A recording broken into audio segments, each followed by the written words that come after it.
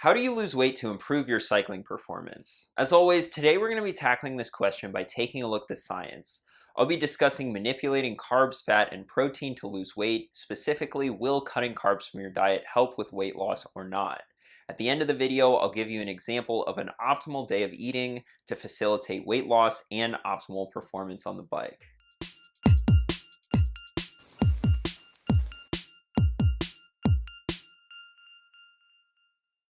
Welcome back to another video. My name's Dylan and I'm a cycling coach at CTS.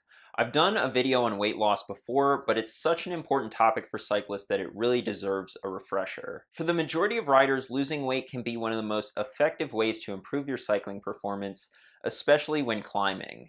If you're not familiar with power to weight ratio, basically it's a way of measuring how strong a climber you are, and it's expressed in watts per kilogram. To display just how powerful losing excess body weight can be, let's take a look at an example. Let's say we have a 70 kilogram rider who can do 300 watts for 20 minutes. So that's 4.28 watts per kilogram.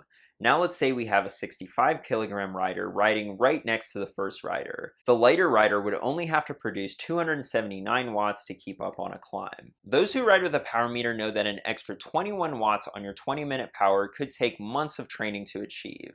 Now, losing 5 kilograms of body weight is no easy task either, especially if you're already relatively lean, and oftentimes losing weight comes with a loss of power, but it's usually not enough to negatively affect power to weight ratio. In fact, most of the time, not too surprisingly, losing weight will increase your power to weight ratio unless you're starting to get really lean. If you're even a recreational cyclist, you probably already understand this. Less body weight means that you can go faster uphill, but let's go ahead and get into the meat of this video because as many of us have come to learn, losing weight is a lot easier said than done. So what is the best way to go about doing it? Dude, what are you, like 17 or something? I'm pretty sure you could eat nothing but Wendy's triple baconators and still look like that. I mean, that's pretty much what I eat and, well, look at me. Right, I get it. As a strapping young man, my metabolism is traveling at the speed of light and I should just wait until I turn 40 and then see what happens. Everything that I'm about to say in this video is based off what the science has to say and not personal anecdotes. But if you're a regular viewer of this channel, you already knew that. Let's start things off by addressing why diets don't work.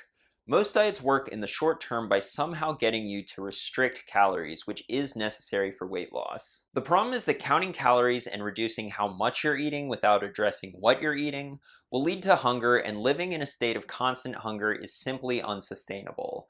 A select few will be able to lose weight this way, but they're the outliers and they have to constantly monitor portion size. And this is why the vast majority of people who go on diets fail and regain the weight back. Hunger is something that we need to overcome if we want to lose weight, but how exactly do we go about doing that? Some have suggested that manipulating macronutrient ratios by following a high-fat, low-carb diet or a high-carb, low-fat diet or any combination in between is the solution. Let's see what the science has to say. This study comparing diets with different compositions of fat, protein, and carbohydrates took 811 overweight adults and put them onto 4 different diets with a range of different macronutrient ratios. What they found was that reduced calorie diets result in clinically meaningful weight loss regardless of which macronutrients they emphasize. So basically, it didn't matter whether carbs, protein, or fat was restricted, at least when it came to weight loss. However, this study didn't come to the same conclusion, finding that fat restriction led to more body fat loss than carb restriction, even when calories were equal. So what's the difference with this study? Why are they showing more fat loss with fat restriction when the other study showed no difference? It's because this study actually looked at changes in body fat, while the other study only looked at changes in body weight. If you're just looking at the scale, the low-carb diet did result in more weight loss, but not more fat loss. The reason, low-carb diets result in greater lean mass loss, mainly through the loss of water weight. Glycogen is your body's stored carbohydrates, and glycogen contains water. When you deplete your glycogen stores by following a low-carb diet, that water goes with it. The difference between having full and depleted glycogen stores could be 4 pounds or more. So when low-carbers step on the scale and see this, it's hard not to get excited. But this isn't the kind of weight that you want to be losing.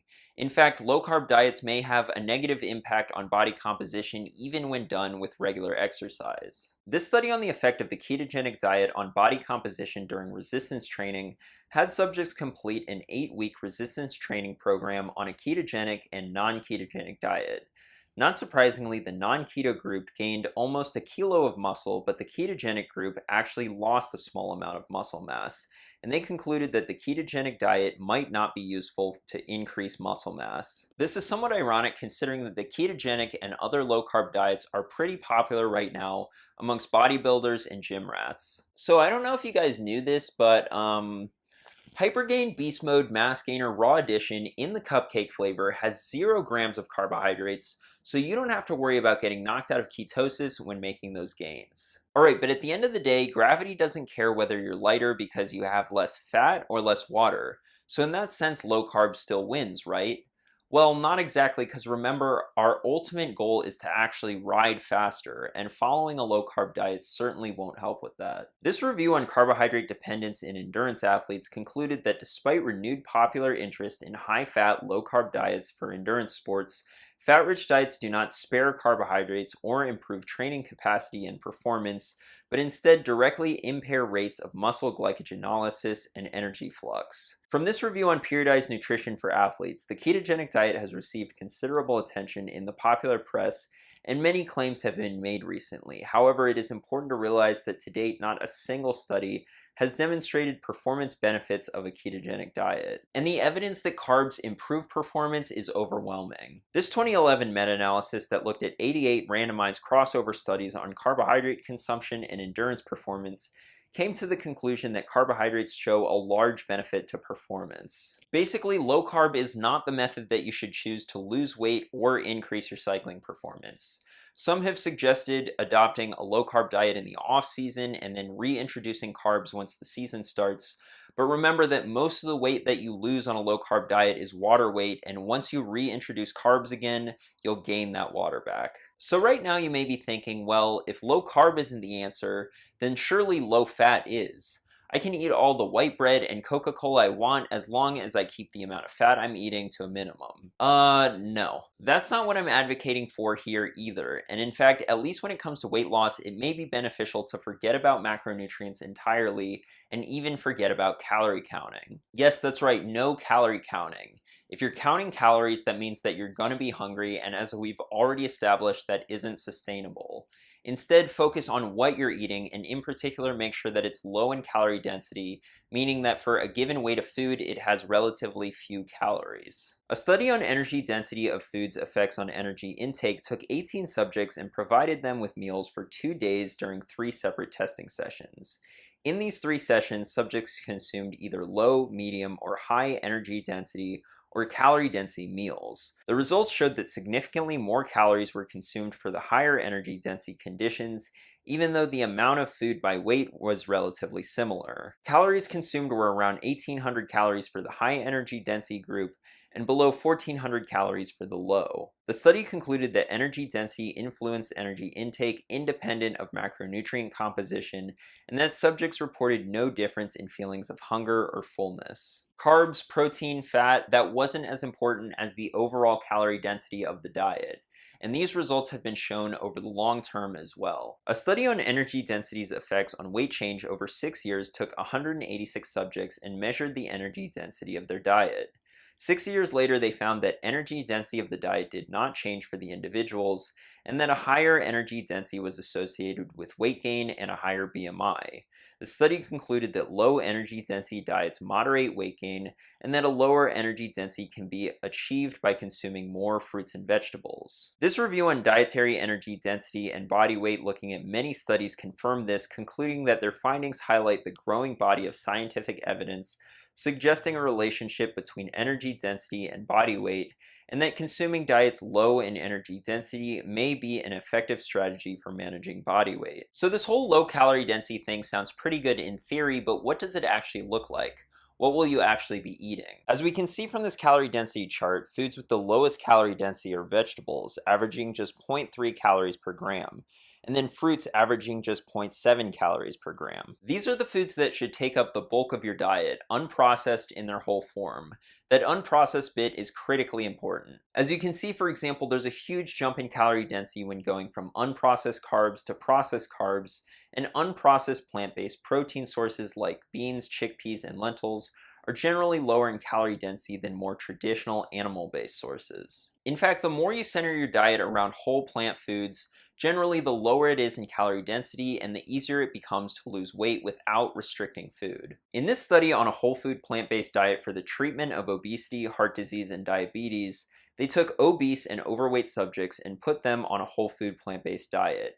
They concluded that to the best of our knowledge, this research has achieved greater weight loss at 6 and 12 months than any other trial that does not limit energy intake or mandate regular exercise, and these results have been confirmed in the literature. This is the reason why those following fully plant-based diets on average have the lowest BMI, even over vegetarians and pescatarians. This does not mean that a plant-based diet is the cure-all.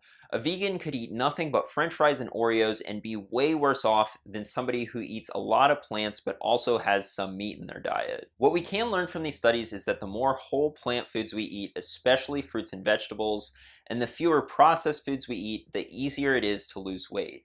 Let me take you into a day of eating for me so I can show you what this looks like. For breakfast, I usually have 2 bowls of oatmeal with a scoop of peanut butter or other nut butter, strawberries, blueberries, blackberries, and a banana. Notice how I didn't put amounts in here. That's because generally I don't measure. I eat enough to be satisfied, and a proper diet allows you to do that without gaining weight. For high intensity or long ride days, I'll make sure that I'm well fed with carbohydrates by either adding more oatmeal or an extra banana or 2 in the morning. Lunch may be beans and rice cooked with a ton of vegetables like broccoli, carrots, tomatoes, corn, spinach, kale, etc.